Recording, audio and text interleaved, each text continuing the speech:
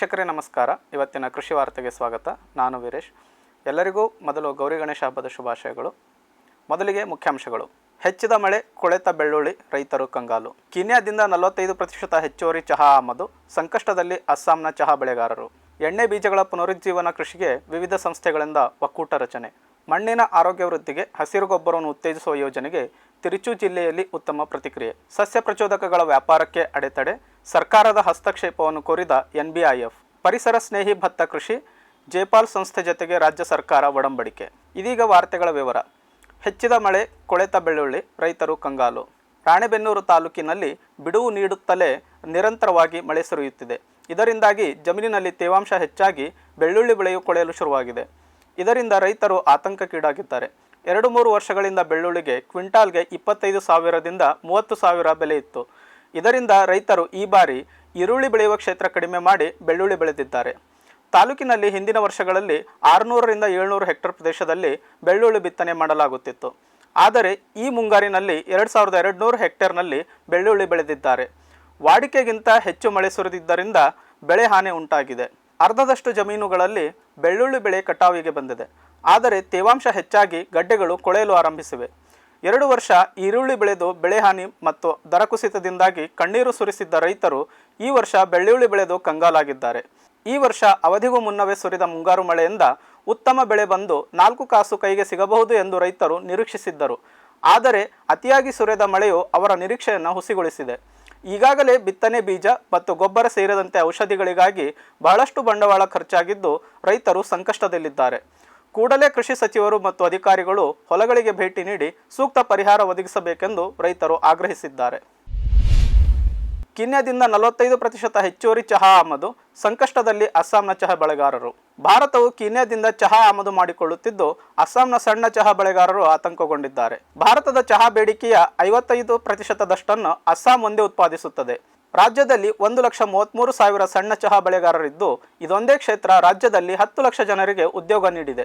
ಇದೀಗ ಭಾರತ ಕೀನ್ಯಾದಿಂದ 45% ಹೆಚ್ಚುವರಿ ಚಹಾ ಆಮದು ಮಾಡಿಕೊಳ್ಳಲು ಮುಂದಾಗಿದ್ದು ರೈತರಲ್ಲಿ ಆತಂಕವನ್ನುಂಟು ಮಾಡಿದೆ.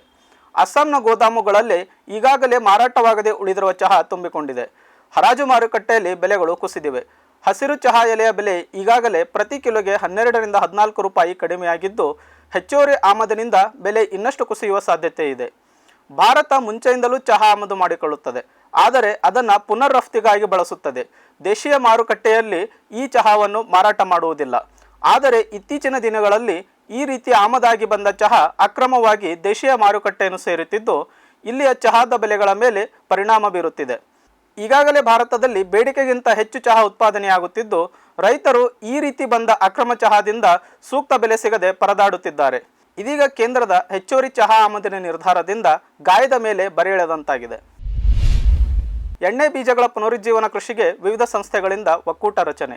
ಭಾರತದ ಖಾದ್ಯ ತೈಲ ಆಮದು ಅವಲಂಬನೆಯನ್ನು ಕಡಿಮೆ ಮಾಡಲು ವಿವಿಧ ಕೈಗಾರಿಕಾ ಸಂಘಟನೆಗಳು, ಸರ್ಕಾರಿ ಸಂಶೋಧನಾ ಸಂಸ್ಥೆಗಳು ಮತ್ತು ನಾಗರಿಕ ಸಮಾಜ ಸಂಘಟನೆಗಳು ಒಟ್ಟಾಗಿ ರಾಷ್ಟ್ರೀಯ ಪುನರುಜ್ಜೀವನ ತರಕಾರಿ ಎಣ್ಣೆ ಕ್ಷೇತ್ರ ಒಕ್ಕೂಟವನ್ನು ರಚಿಸಿವೆ. ಭೋಪಾಲ್ನಲ್ಲಿ ನಡೆದ ಕಾರ್ಯಕ್ರಮದಲ್ಲಿ ಸಾಲ್ವೆಂಟ್ ಎಕ್ಸ್ಟ್ರಾಕ್ಟರ್ಸ್ ಅಸೋಸಿಯೇಷನ್ ಆಫ್ ಇಂಡಿಯಾ ತನ್ನ 700ಕ್ಕೂ ಹೆಚ್ಚು ಸದಸ್ಯ ಸಂಸ್ಥೆಗಳೊಂದಿಗೆ ಸೇರಿ ಪುನರುಜ್ಜೀವನ ಕೃಷಿ ವಿಧಾನಗಳಿಂದ ಬಂದ ಉತ್ಪನ್ನಗಳನ್ನು ಮರುಖರೀದಿಸುವ ನಿರ್ಧಾರವನ್ನು ಘೋಷಿಸಿತು. ಸೋಲಿಡಾರಿಡಾಡ್ ಎಂಬ ಸಂಸ್ಥೆ ಈ ವೇದಿಕೆಯನ್ನು ಮುನ್ನಡೆಸುತ್ತಿದ್ದು ಇದು ಮಣ್ಣಿನ ಆರೋಗ್ಯ ಸುಧಾರಣೆ, ಉತ್ಪಾದಕತೆ ಹೆಚ್ಚಳ ಮತ್ತು ಹವಾಮಾನ ಬದಲಾವಣೆಗೆ ತಕ್ಕಂತೆ ರೈತರು ಹೊಂದಿಕೊಳ್ಳುವ ಗುಣವನ್ನು ಹೆಚ್ಚಿಸಲು ಕಾರ್ಯನಿರ್ವಹಿಸುತ್ತದೆ.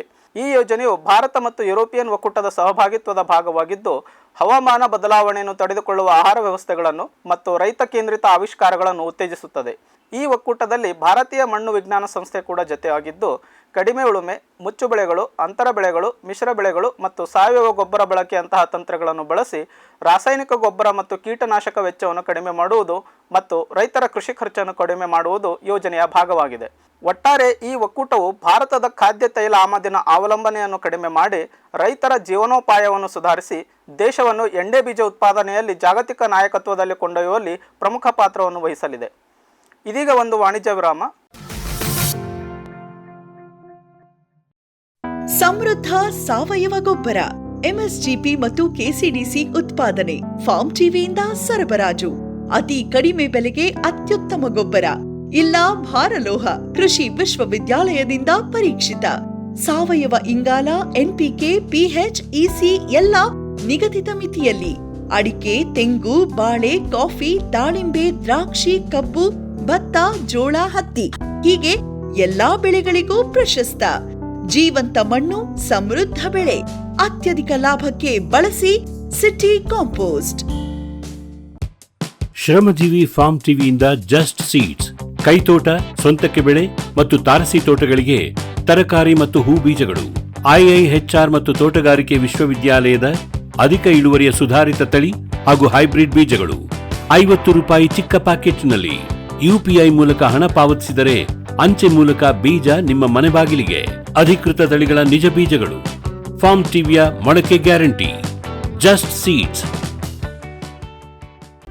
ರೈತ ಬಾಂಧವರ ಸೇವೆಗೆ ಫಾರಂ ಟಿವಿಯ ಮತ್ತೊಂದು ಹೆಜ್ಜೆ. ಅತ್ಯುತ್ತಮ ಲ್ಯಾಬ್ ಮತ್ತು ನರ್ಸರಿಯ ಟಿಶ್ಯೂ ಕಲ್ಚರ್ ಮತ್ತು ಬೀಜ ಗಿಡಗಳು. ಗುಗಳೆ ಬಯೋಟೆಕ್ನ ಜಿನಿನ್ ಮತ್ತು ಏಲಕ್ಕಿ ಬಾಳೆ ಟಿಸಿ ಗಿಡಗಳು. ರೋಗರಹಿತ ದಾಳಿಂಬೆ ಮತ್ತು ಶೀಘ್ರ ಬೆಳೆಯುವ ತೇಗದ ಟಿಶ್ಯೂ ಕಲ್ಚರ್ ಗಿಡಗಳು. Taiwan red lady hybrid F1 ಮತ್ತು ನಂಬರ್ 15 ಪಪಾಯ ಬೀಜ ಗಿಡಗಳು.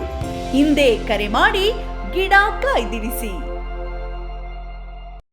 ಫಾರ್ಮ್ ಟಿವಿ ವೀಕ್ಷಕ ರೈತರ ಬೆಳೆ ರಕ್ಷಣೆ ಈಗ ಹಿಂದೆಂದಿಗಿಂತ ಸುಲಭ, ಸರಳ, ಸುರಕ್ಷಿತ.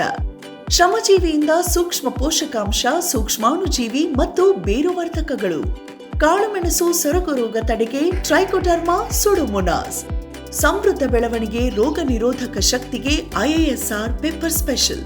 ಕೋಕೋ ಗಿಡಗಳ ಆರೋಗ್ಯಕ್ಕೆ ಜಿಂಕ್ ಸಲ್ಫೇಟ್ ಮತ್ತು ಫೆರಸ್ ಸಲ್ಫೇಟ್. ಅಡಿಕೆ ಹಿಡಿಮುಂಡಿಗೆ ನಿರ್ವಹಣೆಗೆ ರೂಟ್ ಪವರ್, ಜಿಂಕ್ ಮತ್ತು ಬೋರಾನ್. ಖಚಿತ ಗುಣಮಟ್ಟ, ಪ್ರಾಮಾಣಿಕ ಬೆಲೆ, ನಿರಂತರ ಸಲಹಾ ಸೇವೆ. ನಮ್ಮಿಂದಲೇ ಖರೀದಿಸಿ, ನಮ್ಮ ಬದ್ಧತೆಯ ಸೇವೆಗೆ ಬೆಂಬಲ ನೀಡಿ.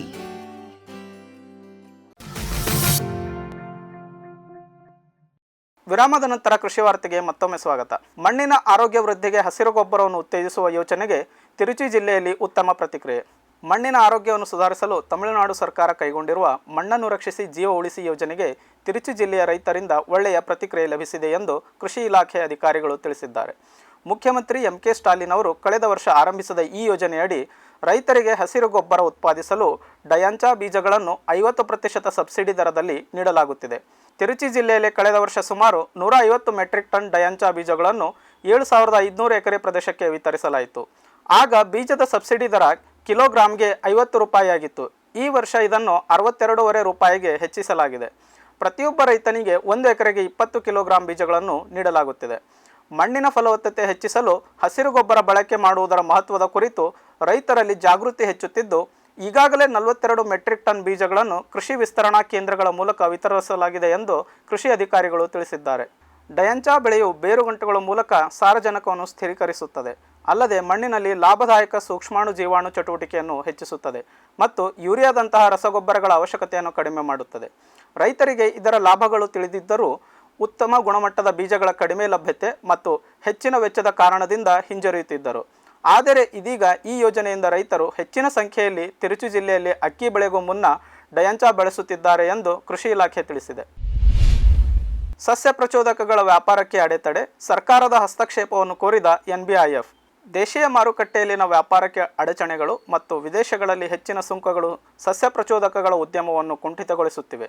ಈ ಸಮಸ್ಯೆಯನ್ನು ಪರಿಹರಿಸಲು ಸರ್ಕಾರ ಕೂಡಲೇ ಹಸ್ತಕ್ಷೇಪ ಮಾಡಬೇಕೆಂದು ರಾಷ್ಟ್ರೀಯ ಸಸ್ಯ ಪ್ರಚೋದಕಗಳ ಉದ್ಯಮ ಒಕ್ಕೂಟ NBFI ಕೋರಿದೆ. ಭಾರತೀಯ ಸಸ್ಯ ಪ್ರಚೋದಕಗಳ ರಫ್ತುದಾರರು ಜಾಗತಿಕ ಮಾರುಕಟ್ಟೆಗಳಲ್ಲಿ 15% ಸುಂಕವನ್ನು ಎದುರಿಸುತ್ತಿದ್ದಾರೆ. ಅಲ್ಲದೆ ದೇಶೀಯವಾಗಿ ಉದ್ಯಮವು ಭಾರತದ ರಸಗೊಬ್ಬರ ನಿಯಂತ್ರಣ ಆದೇಶದ ಅಡಿಯಲ್ಲಿ ಉತ್ಪನ್ನಗಳ ಅನುಮೋದನೆಗಳಲ್ಲಿ ವಿಳಂಬವನ್ನು ಎದುರಿಸುತ್ತಿದೆ. 40,000 ಕೋಟಿ ಮೌಲ್ಯದ ಮತ್ತು 5,000ಕ್ಕೂ ಹೆಚ್ಚು ಸಣ್ಣ ಮತ್ತು ಮಧ್ಯಮ ಉದ್ಯಮಗಳನ್ನು ಒಳಗೊಂಡಿರುವ ಉದ್ಯಮವನ್ನು ಬೆಂಬಲಿಸುವಂತೆ ಮತ್ತು ಸರ್ಕಾರದ ವಿವಿಧ ಸಚಿವಾಲಯಗಳಲ್ಲಿ ಸುಧಾರಣೆಗಳನ್ನು ಸಂಘಟಿಸುವಂತೆ NBIF ಪ್ರಧಾನಿ ನರೇಂದ್ರ ಮೋದಿಯವರನ್ನು ಒತ್ತಾಯಿಸಿದೆ. ಭಾರತವು ಸಸ್ಯ ಪ್ರಚೋದಕಗಳ ಉತ್ಪಾದನೆಗೆ ನೈಸರ್ಗಿಕ ಪ್ರಯೋಜನಗಳನ್ನು ಹೊಂದಿದೆ.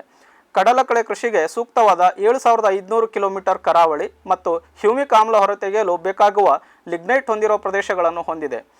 ಜಾಗತಿಕವಾಗಿ $6.2 ಬಿಲಿಯನ್ ಸಸ್ಯ ಪ್ರಚೋದಕಗಳ ಮಾರುಕಟ್ಟೆಯಲ್ಲಿ ಕಡಲಕಳೆ ಮತ್ತು ಹ್ಯೂಮಿಕ್ ಆಮ್ಲದ ಉತ್ಪನ್ನಗಳು 70%ಕ್ಕಿಂತಲೂ ಹೆಚ್ಚು ಪಾಲನ್ನು ಹೊಂದಿವೆ. ಆದಾಗ್ಯೂ ಜಾಗತಿಕ ಕಂಪನಿಗಳು ಭಾರತದ ದೇಶೀಯ ಮಾರುಕಟ್ಟೆಯನ್ನು ಹೆಚ್ಚಾಗಿ ವಶಪಡಿಸಿಕೊಳ್ಳುತ್ತಿವೆ. ಆದರೆ ಸ್ಥಳೀಯ ತಯಾರಕರು ನಿಯಂತ್ರಕ ಮಂಡಳಿಗಳ ಅನುಮತಿಗಳಿಗಾಗಿ ಹೆಣಗಾಡುತ್ತಿದ್ದಾರೆ ಎಂದು NBIFನ ಪ್ರಧಾನ ಕಾರ್ಯದರ್ಶಿ ಸಾಹಿಲ್ ಮಲಿಕ್ ಹೇಳಿದ್ದಾರೆ. ಸೂಕ್ತ ಸುಧಾರಣೆಗಳೊಂದಿಗೆ ಭಾರತವು 2030ರ ವೇಳೆಗೆ ತನ್ನ ಸಸ್ಯ ಪ್ರಚೋದಕಗಳ ಮಾರುಕಟ್ಟೆಯನ್ನು 4,000 ಕೋಟಿಯಿಂದ 15,000 ಕೋಟಿ ರೂಪಾಯಿಗಳಿಗೆ ವಿಸ್ತರಿಸಬಹುದು ಮತ್ತು 1 ಲಕ್ಷಕ್ಕೂ ಹೆಚ್ಚು ಕೃಷಿ ಕಾರ್ಮಿಕರಿಗೆ ಉದ್ಯೋಗವನ್ನು ಸೃಷ್ಟಿಸಬಹುದು.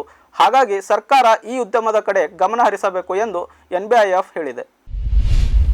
ಪರಿಸರ ಸ್ನೇಹಿ ಭತ್ತ ಕೃಷಿ, ಜೇಪಾಲ್ ಸಂಸ್ಥೆ ಜೊತೆಗೆ ರಾಜ್ಯ ಸರ್ಕಾರದ ಒಡಂಬಡಿಕೆ. ಸಾಂಪ್ರದಾಯಿಕ ವಿಧಾನ ಬಿಟ್ಟು AWD ಅಥವಾ DSR ಪದ್ಧತಿಯಲ್ಲಿ ಭತ್ತದ ಕೃಷಿಗೆ ರೈತರನ್ನು ಪ್ರೋತ್ಸಾಹಿಸಲು ರಾಜ್ಯ ಸರ್ಕಾರ ಮುಂದಾಗಿದೆ. ಇದಕ್ಕಾಗಿ ಚೆನ್ನೈನ the Abdul Latif Jameel poverty action lab ಜೊತೆಗೆ ಕೃಷಿ ಇಲಾಖೆ ಒಡಂಬಡಿಕೆ ಮಾಡಿಕೊಂಡಿದೆ. ಪ್ರಾಯೋಗಿಕವಾಗಿ ದಾವಣಗೆರೆ ಜಿಲ್ಲೆಯ ಹಳೆಬಾತಿ, ದೊಡ್ಡಬಾತಿ, ಕುಂದುವಾಡ, ಚಿರಡೋಣಿ, ಅರೆಹಳ್ಳಿಯಲ್ಲಿ ಪರ್ಯಾಯವಾಗಿ ನೀರು ನಿಲ್ಲಿಸುವುದು ಮತ್ತು ಬತ್ತಿಸುವುದು ಹಾಗೂ ನೇರ ಬಿತ್ತನೆ ವಿಧಾನದ ಪದ್ಧತಿ ಮೂಲಕ ಭತ್ತ ಬೆಳೆಯಲು ನಿರ್ಧರಿಸಿದ್ದು, ಈಗಾಗಲೇ 210 ರೈತರು ನೋಂದಣಿ ಮಾಡಿಸಿದ್ದಾರೆ. ರಾಜ್ಯದಲ್ಲಿ ಅಂದಾಜು 12.84 ಲಕ್ಷ ಹೆಕ್ಟರ್ನಲ್ಲಿ ಭತ್ತ ಬೆಳೆಯಲಾಗುತ್ತಿದ್ದು, ಸಾಂಪ್ರದಾಯಿಕ ಶೈಲಿಯ ಬೇಸಾಯಕ್ಕೆ ಎಕರೆಗೆ ಸುಮಾರು 30 ಲಕ್ಷ ಲೀಟರ್ ನೀರು ಅಗತ್ಯವಿದೆ. ಅಲ್ಲದೆ ಪ್ರತಿ ಎಕರೆಗೆ ಒಂದು ಅವಧಿಯಲ್ಲಿ 42 kgಯಷ್ಟು ಮಿಥೇನ್ ವಾತಾವರಣಕ್ಕೆ ಸೇರುತ್ತಿದೆ. ಸಾಂಪ್ರದಾಯಿಕ ಪದ್ಧತಿಯಲ್ಲಿ ಭತ್ತಕ್ಕೆ 32 ಸಲ ನೀರು ಕೊಡಬೇಕು. ಹೊಸ ಪದ್ಧತಿಯಲ್ಲಿ 22ರಿಂದ 23 ಬಾರಿ ನೀರು ನೀಡಿದರೆ ಸಾಕು. ಇದರಿಂದ ಪ್ರತಿ ಎಕರೆಗೆ 3 ಲಕ್ಷದಿಂದ 5 ಲಕ್ಷ ಲೀಟರ್ ನೀರು ಉಳಿಸಬಹುದು ಹಾಗೂ 40% ಮಿಥೇನ್ ಸೇರ್ಪಡೆಯನ್ನು ತಗ್ಗಿಸಬಹುದು. ಹೊಸ ಪದ್ಧತಿಗೆ ಉತ್ತೇಜನ ನೀಡಲು ಪ್ರಾಯೋಗಿಕ ಹಂತದಲ್ಲಿ ಪ್ರೋತ್ಸಾಹಧನ ನೀಡಲಾಗುತ್ತಿದೆ. ನೋಂದಣಿ ಮಾಡಿಕೊಂಡಿರುವ ರೈತರು ಈ ಹಂಗಾಮಿನಿಂದಲೇ ಭತ್ತ ಬಿತ್ತನೆ ಮಾಡಿದ್ದು, ಅವರಿಗೆ ಎಕರೆಗೆ 4,500 ರೂಪಾಯಿ ಪ್ರೋತ್ಸಾಹಧನವನ್ನು ಜೇಪಾಲ್ ಸಂಸ್ಥೆ ನೀಡಲಿದೆ. ಬೆಳೆಗೆ ನೀರು ನಿಲ್ಲಿಸುವ ಮತ್ತು ಒಣಗಿಸುವ ಪ್ರಕ್ರಿಯೆಯನ್ನು ಉಪಗ್ರಹಗಳ ಚಿತ್ರಗಳನ್ನು ಆಧರಿಸಿ ಮೌಲ್ಯಮಾಪನ ಮಾಡಲಾಗುವುದು ಮತ್ತು AWD ಅಥವಾ DSR ಪದ್ಧತಿ ಎಷ್ಟು ಲಾಭದಾಯಕ ಎಂದು ವೈಜ್ಞಾನಿಕವಾಗಿ ಅರಿತು ರಾಜ್ಯಾದ್ಯಂತ ವಿಸ್ತರಿಸುವ ಉದ್ದೇಶ ಇದೆ ಎಂದು ಕೃಷಿ ಇಲಾಖೆ ತಿಳಿಸಿದೆ. ಇವಿಷ್ಟು ಇವತ್ತಿನ ಕೃಷಿ ವಾರ್ತೆ. ಕೃಷಿಯ ನಿರಂತರ ಕಾರ್ಯಕ್ರಮಗಳಿಗಾಗಿ ವೀಕ್ಷಿಸಿ ಫಾರಂ ಟಿವಿ. ನಮಸ್ಕಾರ.